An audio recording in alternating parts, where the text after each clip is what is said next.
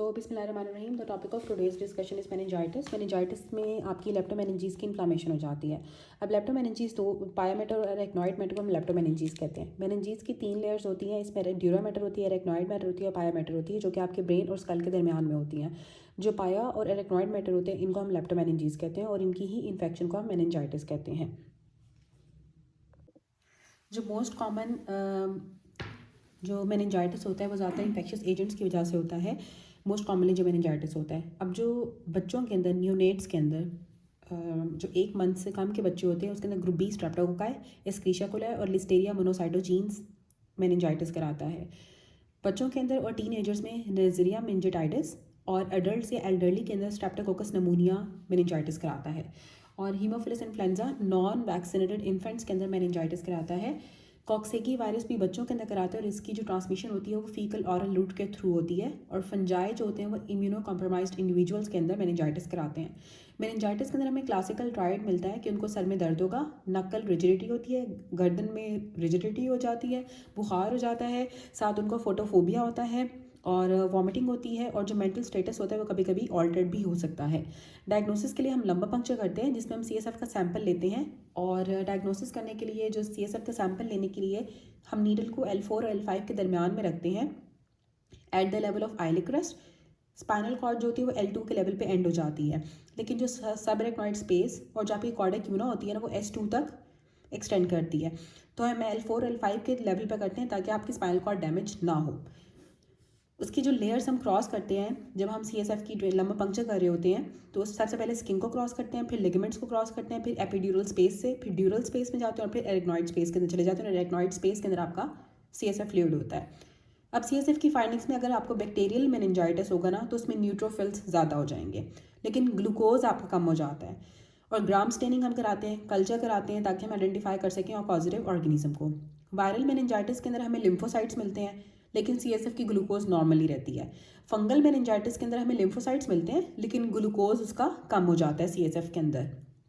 Complications के अंदर आपको बैक्टीरियल मेनिंजाइटिस के साथ हमें ज़्यादातर कॉम्प्लिकेशंस मिलती हैं जिनमें डेथ हो सकती है, क्योंकि जब आपका सेरेब्रल एडीमा हो जाता है और आपका हर्निएट कर जाता है आपका ब्रेन, ठीक है, क्योंकि CSF के अंदर ग्लूकोज के लेवल कम हो गए हैं तो ब्रेन स्वेलिंग होना स्टार्ट हो जाती है।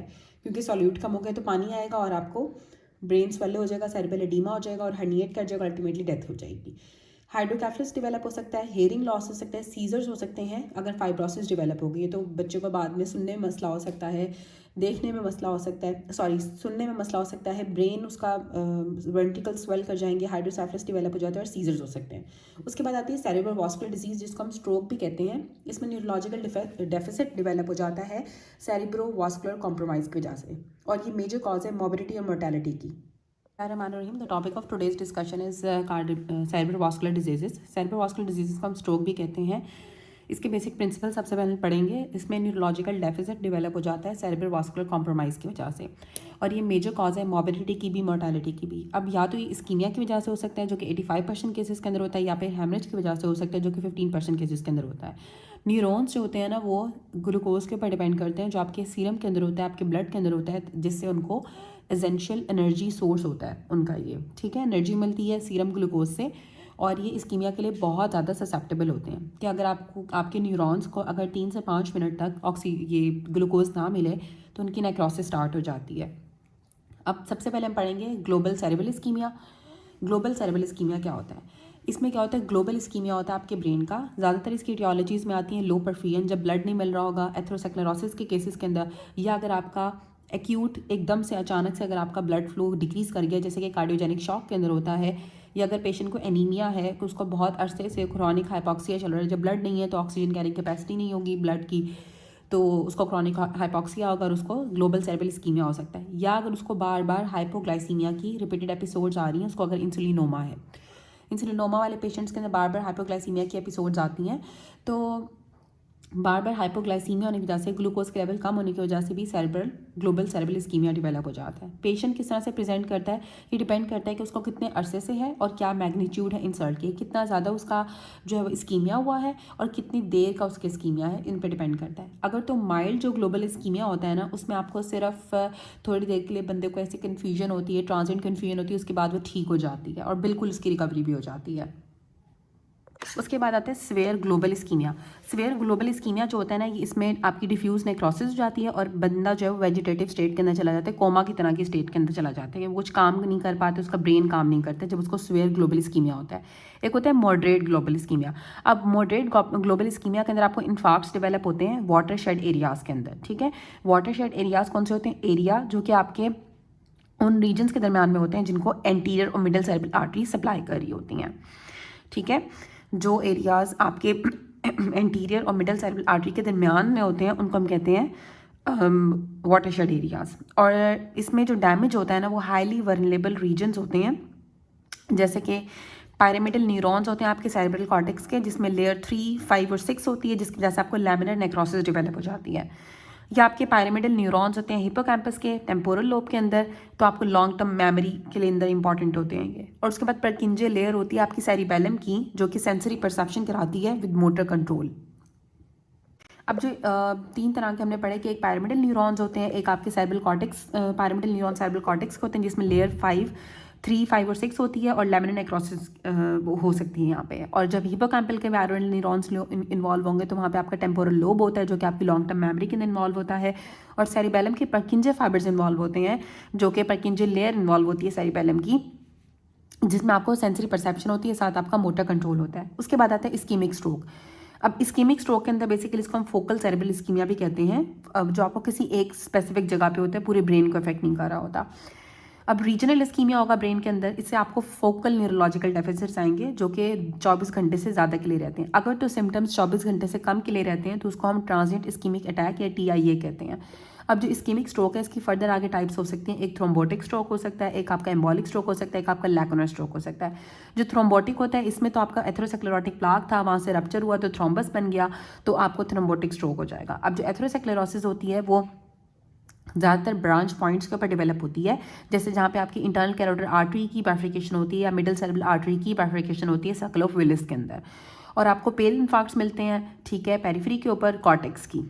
उसके बाद आते हैं एम्बॉलिक स्ट्रोक। एम्बॉलिक स्ट्रोक में वही होता है कि जब वो एम्बुलेंस अपनी जगह से, थ्रोम्बस अपनी जगह से हिल के किसी और जगह पे जाके लॉज हो जाते हैं, जिसे हम थ्रोम्बोएम्बोलाई कहते हैं। ज़्यादातर जो सोर्स होता है एम्बुलाई का वो left side of the heart होता है। जब आपको एट्रियल फिब्रिलेशन वाले पेशेंट्स के अंदर लेफ्ट साइड ऑफ हार्ट में आपका थ्रोम्बस बनेगा, जो आपका डिसलॉज होगा, एम्बुलाई बन जाएगा, या आपकी मिडिल सेरेब्रल आर्टरी को इन्वॉल्व करता है। इसमें आपको हेमरेजिक इन्फार्क्ट मिलता है पेरिफेरी ऑफ द कॉर्टेक्स के ऊपर, ठीक है। अब थ्रोम्बोटिक के अंदर हमें पेल इन्फार्क्ट मिल रहा था, एम्बॉलिक के अंदर हमें हेमरेजिक इन्फार्क्ट मिलता है। उसके बाद आते हैं लैकुनर स्ट्रोक्स। अब लैकुनर स्ट्रोक्स के अंदर ये आपकी हाइलीन आर्टीरियोस्क्लेरोसिस की वजह से होते हैं, और ये कॉम्प्लिकेशन होती है हाइपरटेंशन की, या अगर किसी का ब्लड प्रेशर बहुत ज़्यादा हो तो उनके अंदर लैकुनर स्ट्रोक्स होते हैं।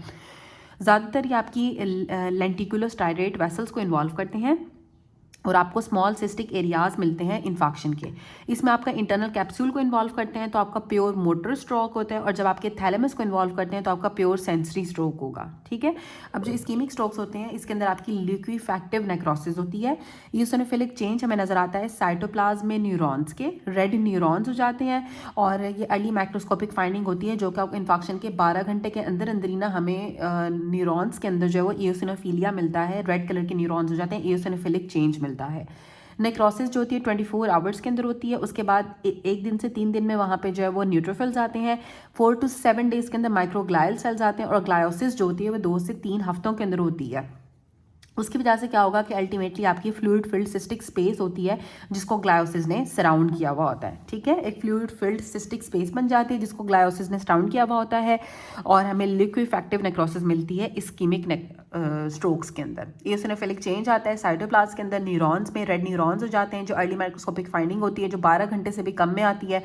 24 आवर्स में नेक्रोसिस स्टार्ट होती है, न्यूट्रोफिल्स 1 से 3 दिन में आते हैं, माइक्रोग्लायल सेल्स 4 to 7 डेज में आएंगे, ग्लायोसिस में 2 से 3 हफ्ते लग जाते हैं। उसके बाद हमें एंड पे जो है ना वो एक फ्लूइड फिल्ड सिस्टिक स्पेस मिलती है जिसको ग्लायोसिस ने सराउंड किया हुआ होता है।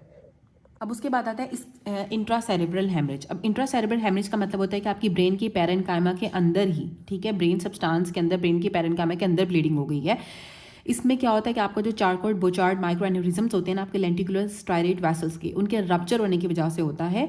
ये ब्लड प्रेशर की, हाइपरटेंशन की कॉम्प्लिकेशन होती है। और ट्रीटमेंट जो होता है ना हाइपरटेंशन का, इससे आपके जो इंट्रासेरेब्रल हेमरेजेस का जो चांस होता है वो भी रिड्यूस हो जाता है। बेसल गैंग्लिया को सबसे ज़्यादा इन्वॉल्व करते हैं जो इंट्रासेरेब्रल हेमरेजेस होते हैं। इसमें बंदे को पेशेंट को बहुत स्वेयर हेडेक होता है, साथ नॉजिया होता है, वॉमिटिंग होता है और अल्टीमेटली वो कोमा में चला जाता है। और ये हाइपरटेंशन की ही कॉम्प्लिकेशन होती है जो इंट्रासेरेब्रल ब्लीड होती है। इसमें जो आपके लेंटिकुलर स्टायरेट वेसल्स के अंदर जो आपके माइक्रो एन्यूरिज्म्स बने हुए होते हैं, जिसको हम चारकोट बुचार्ड माइक्रो एन्यूरिज्म्स कहते हैं, उनका रप्चर हो जाता है, जिसकी वजह से आपको इंट्रासेरेब्रल ब्लीड होती है और आपके स्फेयर हेडेक, नॉजिया, वॉमिटिंग और कोमा के साथ पेशेंट प्रेजेंट करता है। उसके बाद आता है सबरेक्नॉइड हेमरेज। अब सबरेक्नॉइड हेमरेज में आपकी सबरेक्नॉइड स्पेस के अंदर ब्लीडिंग हो जाती है। पेशेंट कहता है कि उसको अचानक से शदीद सर में दर्द स्टार्ट होगा और वो कहेगा कि worst headache of my life है। साथ उनकी गर्दन में भी नकल रिजिडिटी भी होती है और जब हम लंबर पंक्चर करते हैं तो हमें येलो ह्यू नजर आता है क्योंकि बिलिरुबिन की ब्रेकडाउन की वजह से। और 85% के अंदर जो है आपके बैरी एन्यूरिज्म्स के रप्चर की वजह से बनता है और ज़्यादातर अदर कॉजेज के अंदर आपकी एवी मैलफॉर्मेशन की वजह से या फिर एंटी कोगुलेटेड स्टेट के अंदर, ठीक है, एंटी कोगुलेटेड स्टेट के अंदर या फिर जो एवी मैलफॉर्मेशंस होती हैं या फिर जो बैरी एन्यूरिज्म्स के रप्चर की वजह से 85% केसेस के अंदर तो बैरी एन्यूरिज्म्स के रप्चर की वजह से ही सबरेक्नॉइड हेमरेज होता है। जो बैरी एन्यूरिज्म्स होते हैं वो थिन वॉल्ड सेक्युलर आउट पाउचिंग्स होती हैं जिसके अंदर मीडिया लेयर नहीं होती है, इसलिए इनका रप्चर का चांस भी ज़्यादा होता है। ठीक है, ये सेक्युलर आउट पाउचिंग होती है, इनके अंदर मीडिया लेयर नहीं होती है, थिन वॉल्ड होते हैं, तो इनके रप्चर का चांस भी ज़्यादा होता है। ज़्यादातर जो हमारे पास बैरी एन्यूरिज्म होते हैं वो एंटीरियर सर्कल ऑफ विलिस के अंदर होते हैं, ब्रांच पॉइंट्स पे होते हैं एंटीरियर कम्युनिकेटिंग आर्टरी के। और ये मार्फन सिंड्रोम के साथ या फिर जिन पेशेंट्स को autosomal dominant polycystic kidney disease होती है, पीकेडी होती है, ऑटोसोमल डोमिनेंट, उनके साथ उनके अंदर जो है सबरेक्नॉइड हेमरेज हो सकता है बैरी एन्यूरिज्म्स की वजह से। बैरी एन्यूरिज्म्स मार्फन सिंड्रोम वाले पेशेंट्स के अंदर या फिर अडल्ट पॉलीसिस्टिक किडनी सिंड्रोम वाले पेशेंट्स के अंदर कॉमन होते हैं।